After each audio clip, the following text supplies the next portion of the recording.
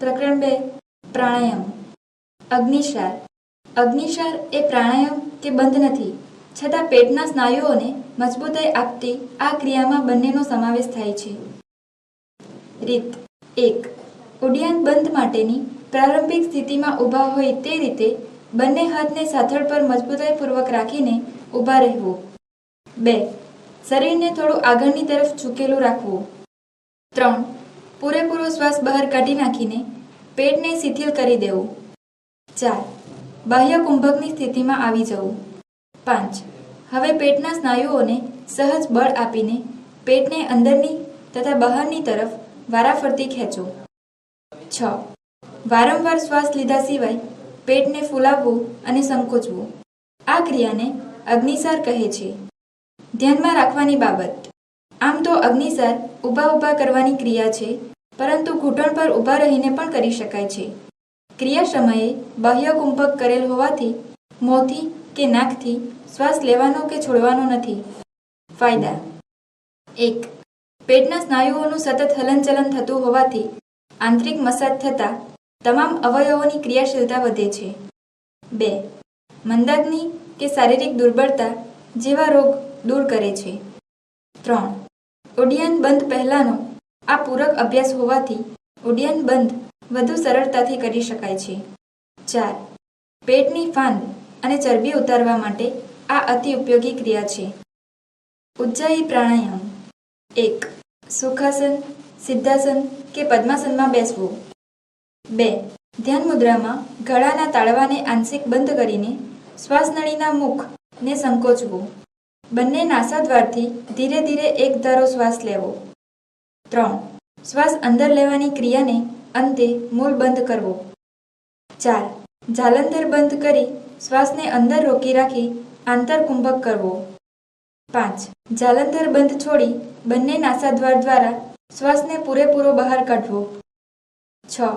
ત્યારબાદ શક્ય હોય તો ઉડ્યાન બંધ કરવો. ધ્યાનમાં રાખવાની બાબત. 1. શરૂઆતમાં વધુ સમય જાલંધર બંધ કરી કુંભક કરવો નહીં. 2.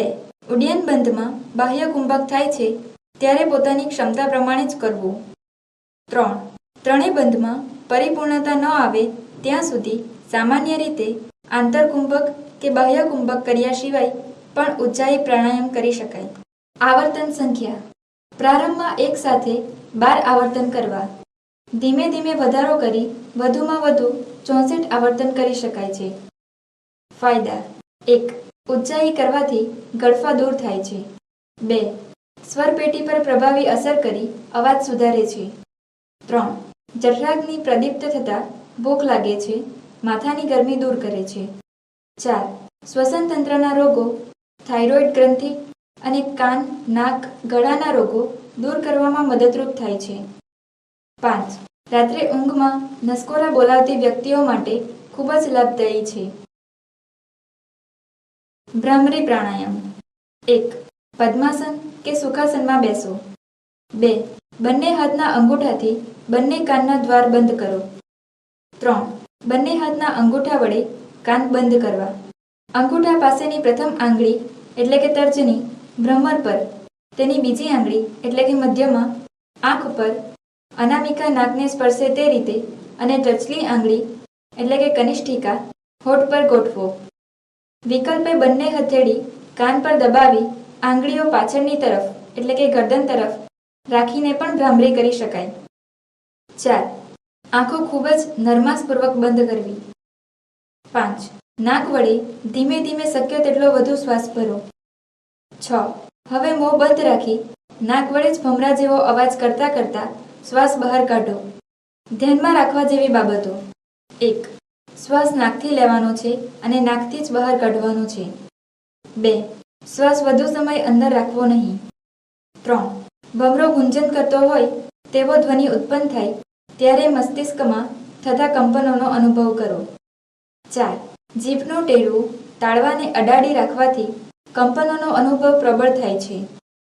આવર્તન. શરૂઆતમાં 12 આવર્તન કરવા, વધુમાં વધુ 24 આવર્તન કરી શકાય છે. ફાયદા. 1. મસ્તિષ્કના જ્ઞાનતંતુઓને પ્રભાવી અસર કરે છે. 2. ગર્ભવતી મહિલાઓ માટે અસરકારક પ્રાણાયામ છે. 3. મનોશારીરિક એટલે કે સાયકોસોમેટિક રોગમાં ખૂબ જ ઉપયોગી છે. 4. શરીર અને મનને શાંત કરીને બ્લડ સર્ક્યુલેશન નિયંત્રિત કરે છે. 5. ભ્રામરી પ્રાણાયામના નિયમિત અભ્યાસથી યાદશક્તિ અને આત્મવિશ્વાસ વધે છે. 6. ભ્રામરી પ્રાણાયામ કરવાથી વ્યક્તિને અવર્ણનીય એવી શાંતિ અને આનંદનો અનુભવ થાય છે. 7. ધ્યાન કરવા માટે મનની એકાગ્રતા વધારે છે. સમજશક્તિ, નિર્ણય શક્તિ અને વિવેક બુદ્ધિને જાગૃત કરે છે.